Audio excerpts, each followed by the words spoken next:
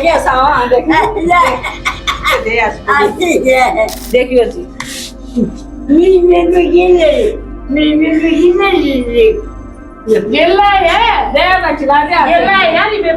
हरियाणा विधानसभा चुनाव को लेकर सरकार और प्रशासन की ओर से प्रदेश के हर एक वोटर को वोट डालने के लिए प्रोत्साहित किया जा रहा है। इसके लिए निर्वाचन विभाग भी लगातार लोगों को जागरूक करने के लिए रहता है। लेकिन गोहाना विधानसभा के गांव जगसी की रहने वाली 116 वर्षीय बुजुर्ग महिला इन दिनों मिसाल बनी हुई है।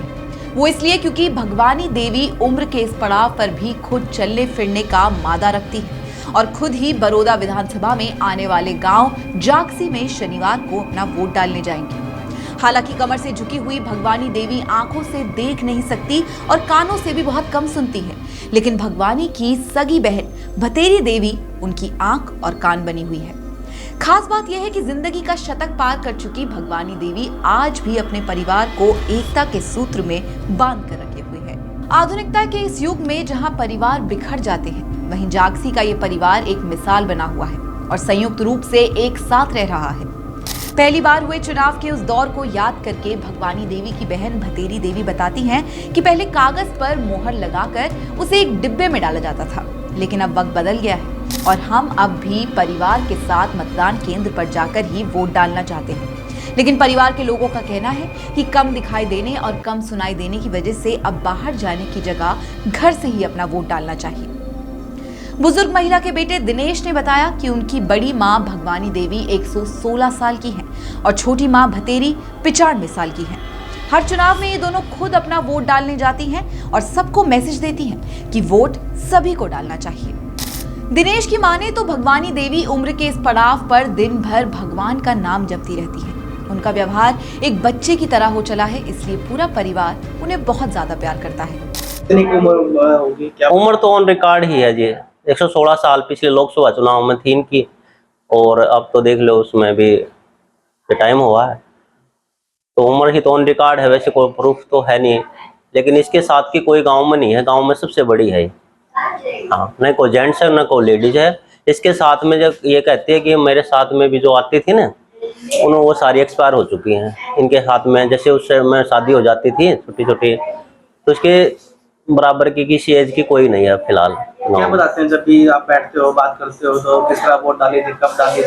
हाँ, ये ऐसे कहते हैं कि जब शुरू से आते थे बैलेट पेपर से होते थे, पर्ची देते थे, मोहर लगाते थे, और फिर हम एक पिप्पी ही होती थी, ढोल वगैरह होता था, उसमें डाल देते थे और वोटिंग हो जाती थी। लेकिन फिर टाइम बदला, टाइम के हिसाब से फिर ये मशीनें आ गई, वोटिंग मशीन, उसमें जाते हैं और फिर निशान देख कर बटन दबाती है। वो कहती है पहले की वो में और अब में काफ़ी बदलाव आ चुका है, तो जो जो टाइम बदलता है तो उसके हिसाब से बताती है कि जब शुरू में इसने वोटिंग मशीन से वो डाली, बटन दबाया, तो आके घर पे बताती थी ऐसी मशीन आ गई, इतना बदलाव हो गया, कुछ ऐसी बात बताती है।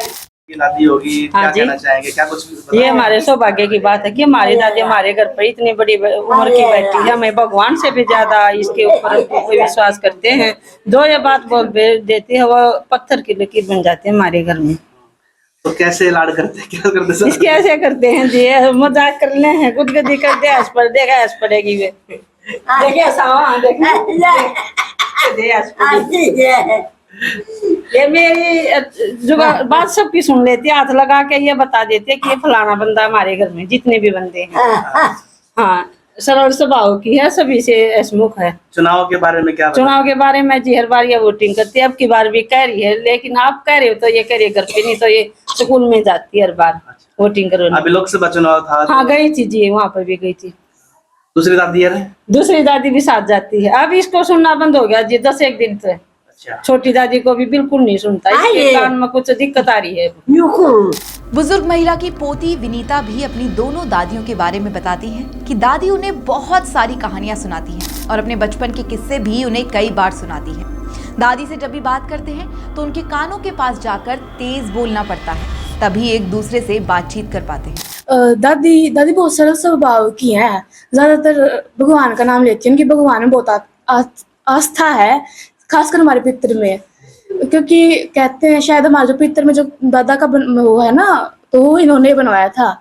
इनकी खास है उनमें, और ये बहुत खुश होती है उसके मौत के दिन, क्योंकि दादा का होता है ना वो, तो इनको ज्यादातर हलवा खाना पसंद है। अच्छा, चुनाव के बारे में क्या बताते हैं? चुनाव के बारे में बताती है कि इनको ना हर बार चुनाव में जाती है। इनको हर बार चुनाव जाना बहुत पसंद है, वोटिंग करना अच्छा लगता है। दिखता तो नहीं है लेकिन कहती है कि मैं तो जाऊंगी पक्का।